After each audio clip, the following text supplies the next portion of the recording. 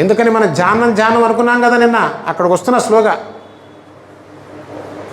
మొట్టమొదట మనం చేయవలసింది ఏంటో తెలుసమ్మా, మన మైండ్లో స్పేస్ లేదు తల్లి. ఉందా? పగలంతా పనిచేసి చేసి చేసి రాత్రి అలసిపోయి పడిపోతాం, మనం పడుకోం. మళ్ళీ పొద్దున్నే ఎవరు లేపుతారు చెప్పండి? ఈయన ప్రారంభం లేపుతుంది. ఇంత గ్యాప్ లేకుండా మనస్సు ఉంటే వాడికి ధ్యానం ఏనాటికైనా కుదురుతుందండి. అత్యంత హాస్యాస్పదమైన విషయం ధ్యానం అనేది. నిత్య జీవితంలో మనం చేయాల్సినవి కొన్ని ఉంటాయి, వాటి వరకే చేసుకుంటే మనిషి చాలా సుఖంగా ఉంటాడమ్మా. కానీ మనకు అన్నీ కావాలి. అన్నీ కావటమే కాకుండా మనం ప్రతి దాని మీద విశ్లేషణ చేస్తాం. ఇది అత్యంత దురదృష్టకరమైన విషయం. ధ్యానం కుదరదండి అంటే ఎట్ట కుదురుతుంది ధ్యానం? నువ్వు వెళ్ళి కళ్ళు మూసుకొని కూర్చుంటే ధ్యానం కుదురుతుందా? కుదరదు. ధ్యానం ఎట్లా కుదురుతుంది తెలుసా అండి? నీ లైఫ్ స్టైల్ మార్చుకుంటే కుదురుతుంది. నువ్వు చెయ్యక్కర్లా. అవునా కాదా? లాజికల్గా నువ్వు 24 గంటలు దీంతోనే పెట్టుకుంటే నువ్వు ధ్యానాన్ని ఏ రోజు కుదరదు నీకు. అందుకోసమే సాయిబాబా లాంటి మహాత్ములు మనకిచ్చిన సలహా ఏంటంటే, ఊరికే పనికి మాలిన పనులు పెట్టుకోకురా. మొట్టమొదటి మనం ఏం చూసాం? నా కర్మణ, ఏ పని వల్ల నీకు పూర్ణ ఆనందం రాదని చెప్తున్నాడు సాయిబాబా. అంటే వేదం చెప్తున్నది, ఏ పని చేసినా కూడా అందుకోసమే నిష్కామ కర్మ చేయమని చెప్పారండి. ఇదంతా సైన్స్ సైన్స్ సైన్స్. ఇది మీ లైఫ్, నా లైఫ్. దీన్ని ఇంప్లిమెంట్ చేయలేకపోతే నువ్వు ఆనందం గురించి మర్చిపో. దుఃఖపడుతూనే చావాల్సి వస్తుంది. నిష్కామకర్మ ఎట్లా చేస్తామండి, కామం లేకుండా ఎట్లా చేస్తామండి అని మనకి అమెరికన్ ఫిలాసఫర్స్ ప్రశ్న వేశారు. వాడికి సంగతి తెలీదు. నువ్వు ఏ పని చేసినా నీకు పూర్ణ ఆనందం రాదు, పైగా దుఃఖం వస్తుంది. కాబట్టి నువ్వు ఏమి సాధించినా ఏది సంపాదించినా పెద్ద ప్రయోజనమే ఉంది, దానికి పెద్ద నువ్వు ఎగబడి చేయాల్సిన పనే ఉంది. ఎంతవరకు చెయ్యి, ఫలితాన్ని పెద్దగా పట్టించుకోకు. అప్పుడేమవుతుంది? అది నిష్కామకర్మ అవుతుందండి. నిష్కామకర్మ ఎట్లా చేయాలండి అని అడగం. ఇంతేనమ్మా. ఈ విషయం కనుక అర్థమైతే ఎవరికైనా సరే వారు ఇది జరిగిందని పొంగిపోరు, ఇది జరగలేదని దుఃఖపడరు. ఇది సాయిబాబా లక్షణం కాదు. ఇప్పుడు కనిపిస్తాడు సాయిబాబా. మొట్టమొదటి వేసిన ప్రశ్న నాకు గుర్తుందండి, సాయిబాబా గొప్పతనం ఎక్కడుందనేది. అది నేను మర్చిపోయాను అనుకున్నారు. అర్థమవుతుందా? ఏ ఫలితం కూడా పూర్ణ ఆనందం ఇవ్వలేనప్పుడు నీకు ఏది వస్తే ఏమైంది, ఏది పోతే ఏమైంది? అప్పుడు నిష్కామ కర్మ మనకు ప్రారంభమవుతుంది. దేని పట్ల మనం అంత మక్కువ చూపించమమ్మా, అంత పరిగెత్తం, అంత అలసిపోం. అప్పుడు ప్రశాంతం అనేది ఆటోమేటిక్గా మనకి ప్రారంభమవుతుంది. కళ్ళు మూసుకొని కూర్చుంటే ప్రశాంతత కాదమ్మా. తుకారాం, ఈ మహానుభావులంతా కూడా 24 గంటలు కళ్ళు మూసుకొని కూర్చున్నారు అనుకుంటున్నారా? లేదు. కళ్ళు తెరుచుకొని, సాయిబాబా చెప్పలా, కళ్ళు తెరుచుకొని నిద్రపోయే వాళ్ళే నాలా కూర్చోగలరు. ఈ పదాలని గుర్తుంటే కళ్ళు తెరుచుకొని కూర్చునేవాడు మనకు తెలీదు. ఇది విషయం. కళ్ళు తెరుచుకున్న మనస్సు ఆగిపోయినది. కేవలం దృష్టి చేత ఉన్నారు కాబట్టి వారు చాలా ప్రశాంతంగా ఉన్నారు. కొంచెం కఠినంగా ఉంటుంది, అలసిపోతాం. వాస్తవం కదా, మనం జీవించే జీవితానికి పూర్ణ భిన్నంగా ఉంది కదా, కాకపోతే కొంచెం కష్టంగా అనిపిస్తుంది. కానీ మన జీవితం కోసం ఒకటి తెలుసా తల్లి, కష్టం అంటున్నామా? మనం నిజంగా ఏదైనా కావాలి అంటే ఇక్కడి నుంచి అరుణాచలం దొల్లుకుంటూ వెళ్తే నీకు ఏ కోరికైనా తీరుతుందని చెప్పండి, రేపు పొద్దున 1000 మంది దొల్లుకుంటూ పోతారు. పోరా? ఖచ్చితంగా పోతారు. ఏం దొర్లినా చెప్పాగా. కానీ ఈ మార్గంలో ఖచ్చితంగా నువ్వు ఆనందాన్ని పొందుతావు. ఇది సైన్స్. సాయిబాబా జీవించిన జీవన విధానం అది. ముందుకెళ్లే ముందు సాయిబాబా గొప్పతనం ఎక్కడుందో చెప్తాను. సాయిబాబా గొప్పతనం ఎక్కడుందంటే త్యాగంలో ఉందండి. చేయమనండి ఎవరినైనా సాయిబాబా చేసిన త్యాగాన్ని. ధనాన్ని, ప్రపంచాన్ని, తానకంటూ ఒక ఐడెంటిటీ లేకపోవటాన్ని అంత భయంకరమైన త్యాగం చేస్తే ఆనందం లేక ఆ పూర్ణతత్వంతో ఏకాత్మభావం పొందకుండా ఎలా ఉంటారు? సాయిబాబా గొప్పతనం ఎక్కడుందని అడుగుతున్నారు కదా. ఎవరైనా చేయగలరేమో చేయమనండి. సాయిబాబాకు ఉన్నటువంటి వైరాగ్యం అంటే దాన్ని త్యాగం అంటారు. నిజానికి త్యాగం అని కూడా అనరు, దాన్ని జ్ఞానం అంటారు. త్యాగం ఏంటండి? దాని లోపల ఏ సౌఖ్యం లేదురా, ఏ ఆనందం లేదు, దాని లోపల పెద్ద విషయం లేదన్నప్పుడు అది జ్ఞానం కదూ. ఇప్పుడు అర్థమవుతుందా? జ్ఞానాత్ ఏవత్తు కైవల్యం. మళ్ళీ వేదంలో చెప్పబడిన విషయం ఏంటంటే, నాయన కేవలం జ్ఞానం ద్వారా మాత్రమే కైవల్యం వస్తుంది. ఇంతకన్నా అమృతం ఇంకేం కావాలి సార్. కాకపోతే ఇది మనసుకు పట్టించుకోవడానికి నేను ఊరికే ఇక్కడ కూర్చొని 10 నిమిషాలు మాట్లాడలేదమ్మా. ఇది నా 40 సంవత్సరాల నిరంతర ప్రయాణం. I can't stop it. నా మైండ్లో ఈ రకమైన విచారం నేను ఆపలేను. అంటే దాని అర్థం ఏంటి? జ్ఞానానికి మార్గం ఏంటంటే విచారణ విచారణ విచారణ. ప్రతిదాన్ని కనిపించిన దానిలో యాక్సెప్ట్ చేసుకుంటూ పోవడం కాదు. విచారణ ఎవరు చేయగలరో తెలుసమ్మా? నేనును పక్కన పెట్టాలి ఫస్ట్. నేనును పక్కన పెట్టుకుంటూ విచారణ ఎట్లా చేస్తావు? నీకు నేను అడ్డం వస్తూ ఉంటుంది మొట్టమొదటి. అందుకోసమే సాయిబాబా కానీ రమణ మహర్షి కానీ వేదం కానీ చెప్పబడింది ఏంటంటే, నీవెవరో నీవు తెలుసుకో. ఏం జరుగుతుంది? నీవెవరో నువ్వు తెలుసుకుంటే అది నాకు అక్కర్లేదని పక్కన పెట్టేస్తావు. నేనెవరో తెలిసిందిగా. ఇప్పుడు ఏమిటి మనం? ఆత్మ. మనం ఏంటంటే నా దుఃఖం, నా భయం, నా కోపం, నా క్రోధం, నా నిత్యం పడేటువంటి తపన, ఇదంతా కలిపితే నేను కాదా? ఇది ప్రస్తుత అనుభవం అమ్మా. అది పడిపోతే మిగిలేది అది. దాన్ని ఇప్పుడు ఎందుకు మాట్లాడుతున్నాం మనం? కాబట్టి ఏది చేసినా నిజం చెప్తున్నానండి, కూర్చొని ఎన్ని తీర్థయాత్రలు చేసినా సరే, తీర్థయాత్రలు ఎందుకు చేస్తారు తెలుసా? మానసిక శుద్ధి కలగటం కోసం చేస్తారు. ఆ క్షేత్ర మహిమను తెలుసుకొని అక్కడ కార్యక్రమాలను ఆచరించడం ద్వారా సైకలాజికల్గా ఫస్ట్ ఇంటికి దూరంగా వెళ్ళిపోతాడు. ఇంటికి దూరంగా వెళ్ళటం వల్ల కొంత వైరాగ్యం వస్తుంది, భగవద్భక్తి పెరుగుతుంది, మహాత్ముల సాంగత్యం దొరుకుతుంది. తద్వారా తాను ఉన్నత స్థితికి వెళ్ళేటువంటి అవకాశం ఉంటుంది. అందుకు చేస్తారు తీర్థయాత్రలు. కాశీ పోవడం అంటే మళ్ళీ కాటికి పోయినట్టు వాడు వెనక్కి రాడు. వాడి మార్గంలో మొత్తం వదిలిపోతుందండి. అవి తీర్థయాత్రలు అంటే. ఇప్పుడు చేసే తీర్థయాత్రలు అంతా కంఫర్ట్. ఎక్కడే కొంచెం తగ్గినా మనం తట్టుకోం. కాబట్టి తీర్థయాత్రల వల్ల జ్ఞానోదయం అవుతుంది. ఎందుకంటే ఆ మహాక్షేత్రాల్లో మహాత్ములు ఉంటారండి. ఆ మహాత్ములు చేసే కాశీ ఇటువంటి విషయాలు ఎన్నైనా మాట్లాడచ్చు తల్లి. నాకు సమయం ఎంతైందో తెలియదు ఇప్పటికొచ్చి. కాశీ అనేది విషయం ఒకటి చెప్తాను. కాశీ కాశీ కాశీలో పోతే మోక్షం అంటారు కదా. కాశీ అంటే ఏంటి అసలు? ఉత్తరప్రదేశ్లో ఉందా? ఏమనుకోకండి, మా కాశీ నివాసి వారికి వారు ఇచ్చిందని వేసుకుంది. ఇప్పుడు విశ్వనాథుడు అనుగ్రహం లేకపోతే ఏం నడవదండి. కానీ విశ్వనాథుడు అంటే ఎవరు? కాశీ అంటే ఏంటి? కాశీ అంటే ఏంటి తెలుసమ్మా? కాశీ అనేదానికి అసలైన కాశీ అంటే ఏంటి? కాశీ అనేదానికి అసలైన అర్థం ఏంటంటే వెలుగు అని. కాశీ అంటే ప్రకాశం. అయ్యా అంతేనా? కాశీ అంటే ప్రకాశము. ప్రకాశములో నుంచి వచ్చింది కాశీ తల్లి. ప్రకాశం అంటే ఏంటో తెలుసా? జ్ఞానము. జ్ఞానమునకు పేరు ప్రకాశం. కాశీలో పోవటం అంటే జ్ఞానంలో పోవటం, అంతేగాని అక్కడ పోయి పోవటం కాదు. దీనికి ఒక ఉదాహరణ చెప్తాం, మళ్ళీ నన్ను తిట్టుకుంటారు. రమణ మహర్షి గారు, వీళ్ళెవరు తక్కువ వాళ్ళు కాదు కదా, మీకు మంచి మంచి ఎగ్జాంపుల్స్ ఇస్తున్నా. రమణ మహర్షి గారిని ఒక అతను అడుగుతాడు. అయ్యా, ఆయన చిన్న చిన్న మాటలతో సమాధానం చెప్తారు కదా, బాగుంటాయి. ఏమంటే కాశీలో పోతే మోక్షమేనా అని అడిగాడు ఒకతను. వీడికి ఆత్రం కాశీలో పోతే ఎటు పోదామని. అవును అన్నాడు. ఈ పక్కన డౌట్ వచ్చింది, ఈయన పక్కనే ఉండేవాడు. ఈ రిట్ట మాట్లాడే, సార్ కాశీ అంటే అదే కదా అన్నాడు. అది కాదు ఇంకోటి ఏముందిరా అన్నాడు. అదేమిటి? ఉత్తరప్రదేశ్ కాదు, ఇది జ్ఞానం. చూడండి తల్లి, జ్ఞానంలో పోవటం అనేది అసలు ఉందా? జ్ఞానంలో నేను చెప్పుకున్నాను కదా, జ్ఞానంలో జనన మరణములు మిథ్య అనేది మనం ప్రత్యక్షంగా దర్శించాం కదా. నీకు మరణం ఎక్కడుందిరా పిచ్చివాడ? రమణ మహర్షి గారిని అడిగారు, అయ్యా మీరు మహాజ్ఞానిలా ఉన్నారు కదా, గత జన్మలో నేనేంటో చెప్తారా, రాబోయే జన్మలో నేనేమవుతానో చెప్తారా అని అడిగారు. రమణ మహర్షి గారు అన్నారు, ఒరే నాయన, ఈ జన్మ ఏమన్నా అర్థమైందా నీకని అడిగారు. ఈ జన్మ అర్థమైతే మనం వచ్చే జన్మ నుంచి గత జన్మ గురించి తెలియచ్చు. ఎంత అద్భుతం అండి, వాళ్ళు దర్శించి ఉన్నారు. అందుకోసమే ఈ మార్గం ఎవరికో తెలుసా అండి? ధీరులకి.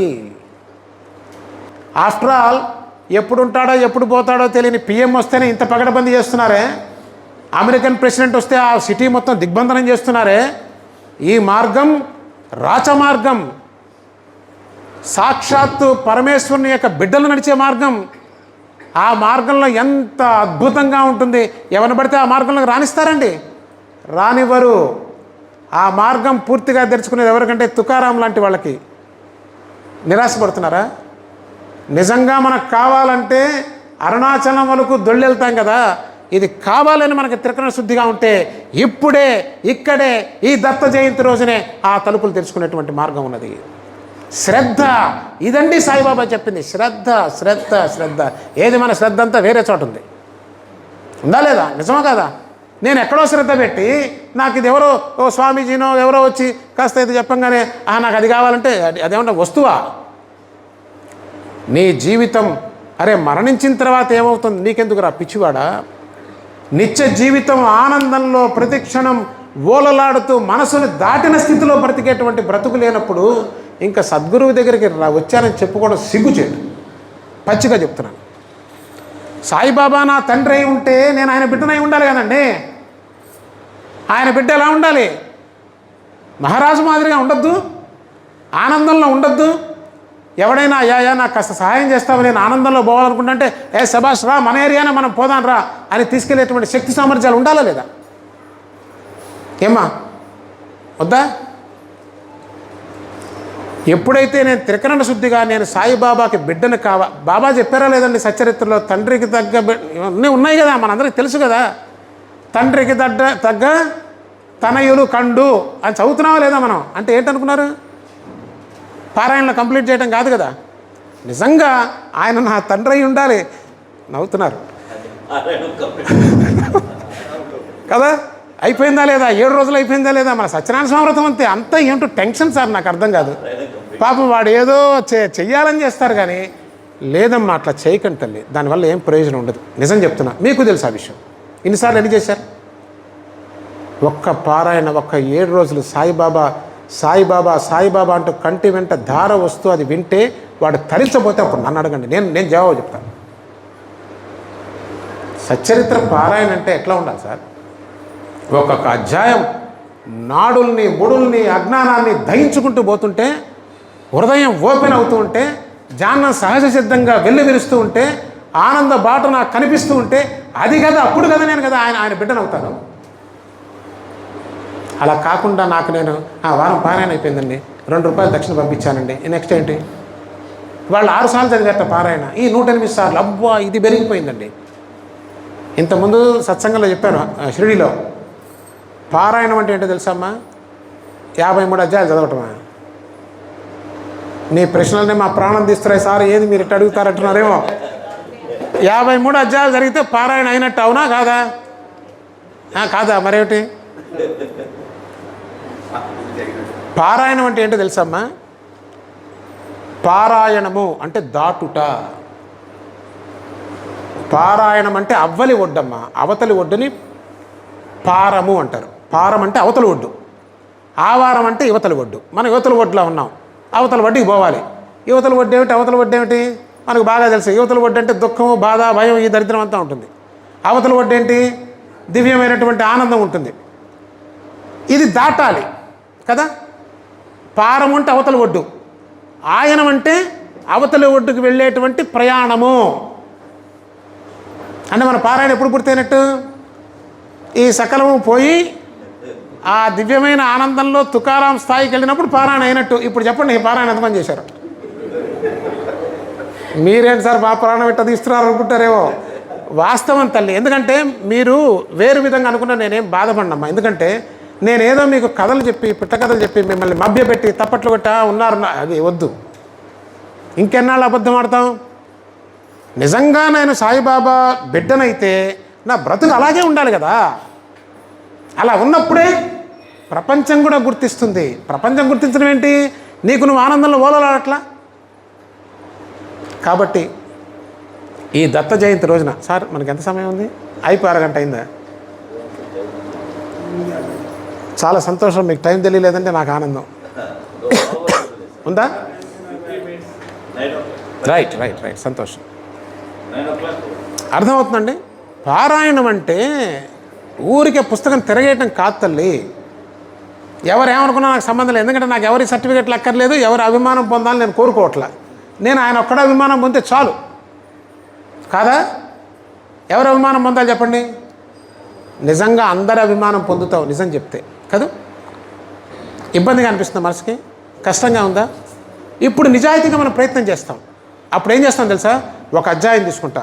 ఓ సాయిబాబా ఈ 53 అధ్యాయాలతో ఆయన వచ్చి మొన్న మా బుర్ర కొట్టిపోయాడు, ఇది అయిన తర్వాత నేను జ్ఞానం తెచ్చుకోవాలట, అది రాకపోతే ఎట్లా అని కూర్చుంటాం సాయిబాబా దగ్గర. కూర్చోం, ఊరికి 53 చదువుతాం. నెక్స్ట్ అండి, నెక్స్ట్ లేదమ్మా. ఇది గుర్తుపెట్టుకోండి తల్లి, నెక్స్ట్ లేదు.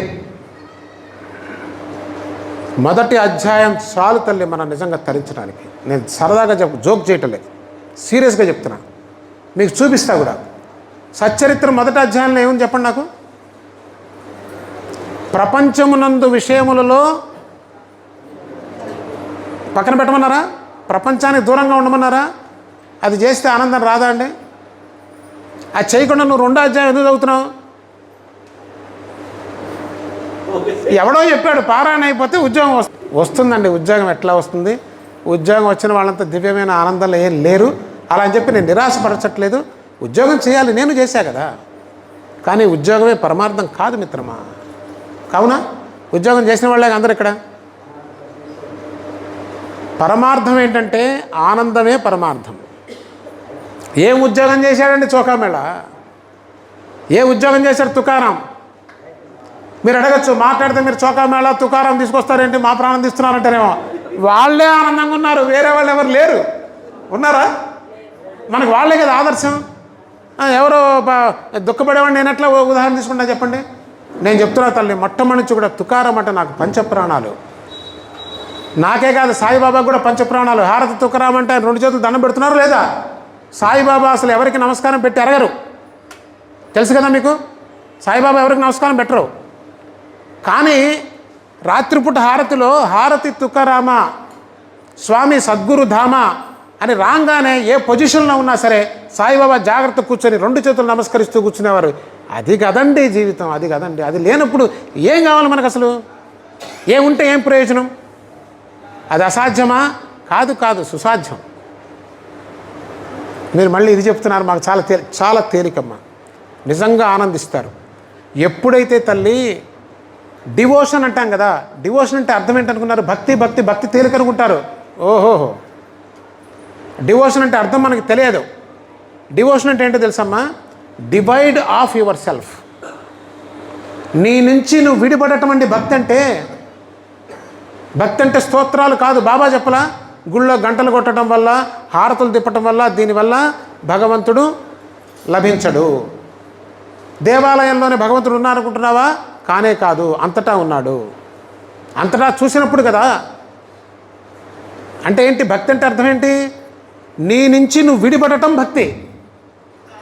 జ్ఞానం అంటే ఏంటి?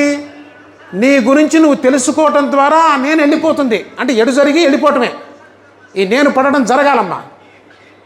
ఇది జరిగితే ఉండేటువంటి సౌఖ్యం ఇంత అంత కాదు. అర్థమవుతుంది. కాబట్టి ఎంతవరకు అర్థమైందో మీకే తెలియాలి. కానీ దీంట్లో ఆనందం ఉందమ్మా. ఆనందం లేకపోతే నేను పిచ్చివాళ్ళగా అంత దూరం నుంచి ఇక్కడికి రావాల్సిన అవసరమే లేదు నాకు. మా హరిహరరావు గారు ఎంతో ప్రేమతో పిలవటం వల్ల అంతకన్నా మాకు ప్రాణశలే. ఆయన ఏదో అనుకున్నా కానీ నాకు ఇప్పుడు బ్రదర్ కన్నా ఎక్కువ అయిపోయారు మా శివరామకృష్ణ గారు. ఆయనతో ప్రయాణం నాకు 2-3 రోజులైనా చాలా దగ్గర అయిపోయారండి. ఏం కారణం దీనికి చెప్పండి? నా గురువు యొక్క అనుగ్రహం తప్ప మరొకటి కాదండి. ఆయన నీకు అంత బంగారం లాంటి మనుషులు ఇస్తాడు, బంగారం లాంటి వాతావరణాన్ని ఏర్పాటు చేస్తాడు. సాయిబాబా నా ధనాగారం నిండిపోతుందిరా, తీసుకోరేవిరా అంటే అర్థం ఇదే. నిష్కల్మషంగా ఉండండి, ప్రేమను పెంచుకోండి, నిన్ను నువ్వు తీసేసుకో పక్కకి, దివ్యమైనటువంటి ఆనందంలో ఓలలాడతావు. పాపం హరిహరరావు గారు ఎంతో ప్రేమతో, మళ్ళీ ఆయన శ్రమ పడ్డారని నేను చెప్పను, ఆయన ఆనందంతోనే చేశారని నా విశ్వాసం. ఇంత వ్యవస్థను ఏర్పాటు చేశారండి. మీరు చాలా అదృష్టవంతులు ఒక రకంగా. మీకు చూడండి, ఇందాక నేను వస్తూ చూస్తే ఔదంబర వృక్షం ఉంది కదా. మనకి ఏదైనా దగ్గరుంటే మనకి దాని విలువ తెలియదండి. దీనికి ఒక ఉదాహరణ గుర్తొస్తుంది. మా గురువు గారు పూలమ్మ గారు అనేవారు, ఒరే నాయనా, మేరు పర్వతం అంటే బంగారు పర్వతం కదా, మేరు పర్వతం మన నెత్తినున్నా మన బుద్ధి సరిగా లేకపోతే మట్టి బెడ్ అనుకుంటాను రా, జీవితాంతం దరిద్రులాగా బ్రతుకుతాం. ఎంత అద్భుతమైన మాట చెప్పారండి ఆమె. అంటే సద్గురు స్వరూపమైన నేను ఇక్కడ ఉన్నా సరే, ఆ పూలమ్మ తల్లి ఎంతమంది ఆమె దగ్గరికి వెళ్ళగలిగారు. మా మిత్రులంతా నండూరు వాళ్ళు నవ్వుతున్నారు. ఎంతోమంది ఉన్నారండి నండూరులో, ఎంతోమంది వచ్చారండి ఆమె దగ్గరికి, ఎంతమంది తరించారు. ఎవరు కనుక్కోగలిగారు ఆమె గొప్పతనాన్ని? సాయిబాబాని తీసుకోండి, ఆయన 70 సంవత్సరాల పాటు సుమారుగా షిరిడీలో నడయాడారే. పిచ్చివాడు అన్నారు, వైద్యుడు అన్నారు, ఏదో కోరికలు తీరుస్తాడని ఇప్పటికీ అంటున్నామన్నా మనం అన్నమాట. మహాత్ముడు అని పైకి అంటున్నావే కానీ లోపల మాత్రం కోరికలే కోరికలే కోరికలే. వారి పిచ్చివాడ, ఏ కోరిక తీరినా ఏ ప్రయోజనం లేదురా, ఇది పరమ సత్యం. చెప్పండి, ఏ కోరిక తీరితో గొప్ప ప్రయోజనం చెప్పండి? ఒకటి కాదు 50 చెప్పండి పోనీ. లేదు. ఇంకా కళ్ళు తెరవకపోతే ఇంకేం ప్రయోజనం అండి? సాయిబాబా దానికోసం విసుగు పుట్టిపోయింది ఆయనకి. రాహత వెళ్ళిపోయారు వీళ్ళింతే. ఒక సాయంత్రం రాజు మహల్సాపతి, బాబా చీకటి పడుతుంది, దీపం వెలిగించనా, ద్వారకామాయిలో దీపం పెట్టనా సాయిబాబా అని అడిగితే బాబా పేలవంగా నవ్వి, పెట్టు మహల్సా, అతి కొద్ది కాలంలో నా స్థానానికి నేను వెళ్ళిపోతున్నా, నన్ను అనుసరించి 4 సంవత్సరాల్లో నువ్వు వస్తావు. నేను ఉండంగానే మీరేం తెలుసుకోలేకపోతున్నారు. నేను భౌతికంగా దూరం అయితే మీరు ఇంకేం కనుక్కోగలరు? ఎంత ప్రేమతో చెప్పిన మాట సాయిబాబా. ఆ ప్రేమ కనిపిస్తున్నది, ఆయన మనసులో కొంత విచారం కనిపిస్తుంది. అయ్యో నా బిడ్డలు ఏమైపోతారు. మనలాగా నడుస్తూ, మనలాగా తింటూ, మనలాగా ఉంటుంటే మనకు తెలియదండి. కాబట్టే ఎక్కడ దత్త భగవానుడు కనిపిస్తే అక్కడ, ఎక్కడ దక్షిణామూర్తి కనిపిస్తే అక్కడ, ఎక్కడ ఈశ్వరుడు కనిపిస్తే అక్కడ, ఎక్కడ సాయిబాబా కనిపిస్తే అక్కడ, బాబా జ్ఞానాన్ని ప్రసాదించండి, ఇంకేం వద్దు సాయిబాబా. ఇప్పటికి చాలా అడిగాను సాయిబాబా, మీరు అన్నీ ఇచ్చారు. నేను అడగనేవి కూడా ఇచ్చావు సాయిబాబా, నేను ఊహించను కూడా ఊహించలేదు. నేను ఎక్కడో ఒక పల్లెటూరులో సైకిల్ సీటు కూడా లేని ఒక వెధవని బోయింగ్ 74 ఎక్కించి అమెరికా సంయుక్త రాష్ట్రాలంతా తిరిగి స్వైర విహారం చేయించావు సాయిబాబా. నేను ఊహించలే దాన్ని కూడా. కానీ అవన్నీ పరిమితమే సాయిబాబా. కానీ జ్ఞానము లేక ఆనందము లేదు కదా. ఆ జ్ఞానం ఏంటో నాకు తెలియదు, దాన్ని దయచేయండి సాయిబాబా అని బాబా పాదాలు పట్టుకొని అడగండమ్మా, ఖచ్చితంగా సాయిబాబా ఇస్తారు. ఆ ఆర్తి మీలో జనించినప్పుడు సాయిబాబా జ్ఞానాన్ని ఇస్తారు. జ్ఞానాత్ ఏవత్ కైవల్యం, వేదవాక్యం తల్లి, తిరుగులేని వాక్యం. ఆ జ్ఞానం వచ్చిన తర్వాత మీకు సర్వము గోచరం అవుతుంది. సాయిబాబా ఏంటో మీకు తెలుస్తుంది. మనకు తెలియదు కాబట్టి సాయిబాబాని తెలుసుకోవడం అసాధ్యం అనుకుంటున్నాం. అసాధ్యం కాదు, సుసాధ్యమే. అది ఆ స్థాయిలో సాయిబాబా మీకు దర్శనమిస్తారు ఖచ్చితంగా. అందులో రహస్యం లేదు. ఆయన బిడ్డ కాకపోతే ఇంకెవరు చెప్తానండి ఆయన గురించి?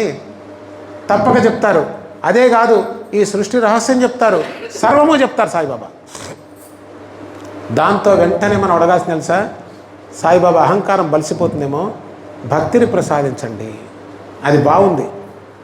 రామకృష్ణ పరమహంస గారు కూడా యోగంలో పరాకాష్ఠ స్థితి, ఒక క్షణంలో ఆయన యోగంలో వెళ్ళిపోయి బయటకు వచ్చి, అమ్మ నన్ను రసహీనుడిని చేయొద్దమ్మా, నన్ను భక్తిలో పెట్టు తల్లి అని ప్రార్థన చేశాడు. ఎందుకో తెలుసా? భక్తిలో ఉండే మత్తు గమ్మత్తుగా ఉంటుంది. అది ఎప్పుడు? జ్ఞానం వచ్చిన తర్వాత. అందరూ మహాభక్తులంతా కూడా జ్ఞానం వచ్చిన తర్వాత మరలా భక్తిలో ఓలలాడారు. వారు జీవించే ఉన్నారు, ఎప్పటికీ ఎక్కడికి పోల. ఈ విషయాన్ని తెలుసుకుంటూ, ఔదంబర వృక్షం ఉంది కదా తల్లి, అది సాక్షాత్తు దత్త భగవానుడే. సాక్షాత్తు దత్త భగవానుడే. దాన్ని ఉపయోగించుకోకపోతే మనంత దురదృష్టవంతులు ఇంకొకళ్ళు ఉండరమ్మా. ద్వారకామాయిలో ఉన్న సాయిబాబాని ఎలా ఉపయోగించుకోలేదో, అందున అది ఎంత అద్భుతంగా ఉందంటే, మామూలు ఔదంబర వృక్షానికి అద్భుతమైనటువంటి శక్తి ఉన్నది. సాక్షాత్తు దత్త భగవాను నిలబడినట్టే, అక్కడ నేను నివాసం ఉంటానని చెప్పారు.